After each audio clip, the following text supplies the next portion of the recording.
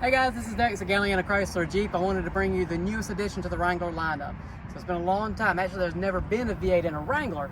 A long time since there was a V8 in the old CJs. They bought it back with the 392. Under the hood, the same engine you get in a Scat Pack. 392 cubic inches of 6.4 liters. You're making 470 horsepower with this vehicle.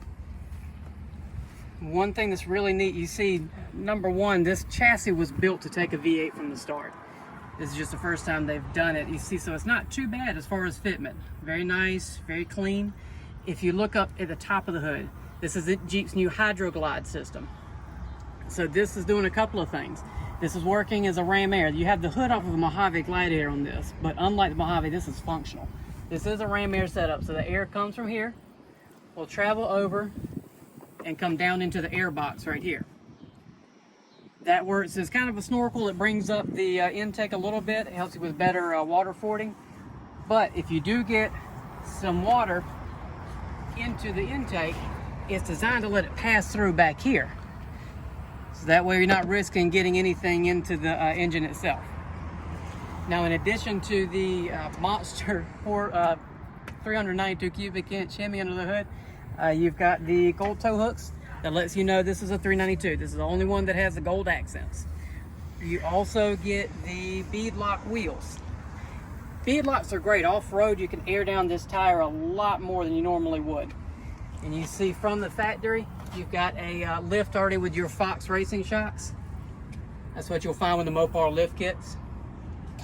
And if you'll check out the Rubicon behind me, you'll notice a pretty substantial difference in clearance. Now this one's equipped with the same size tire, but it is an all-terrain. But just the stance of this is so much more aggressive. You have the same rock sliders to keep your rockers safe. In the back you can see the Fox shocks again.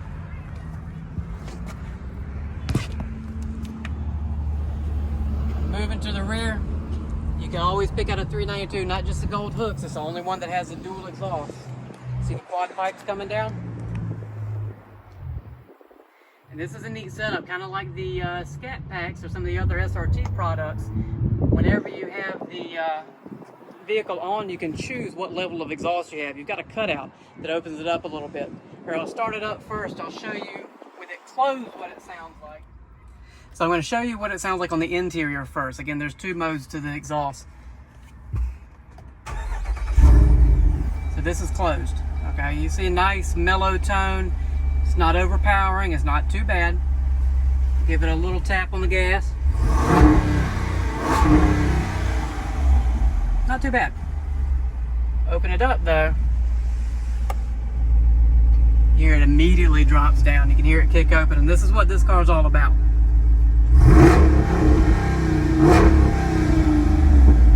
It's nothing like the sound of a HEMI.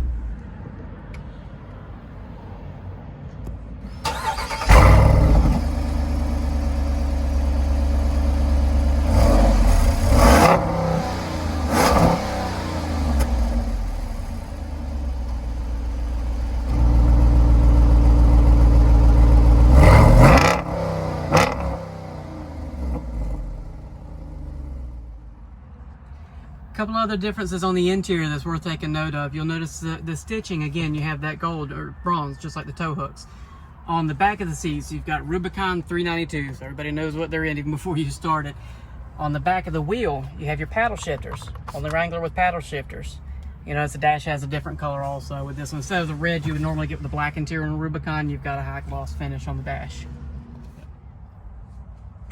Another thing that all the 392s will have is a transfer case. It's a select track, so it's got a 4-high auto, 4-high part-time. You'll notice there's no 2-high available in these. You also have neutral if you needed to flat tow it in your standard 4-low.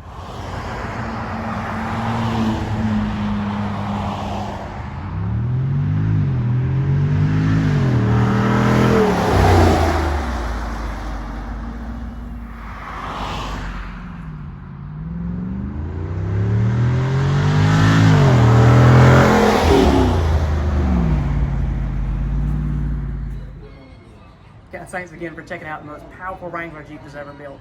Give us a call and order yours at Galeana Chrysler Jeep. Our number is 803-779-7300, or check us out at GaleanaSC.com.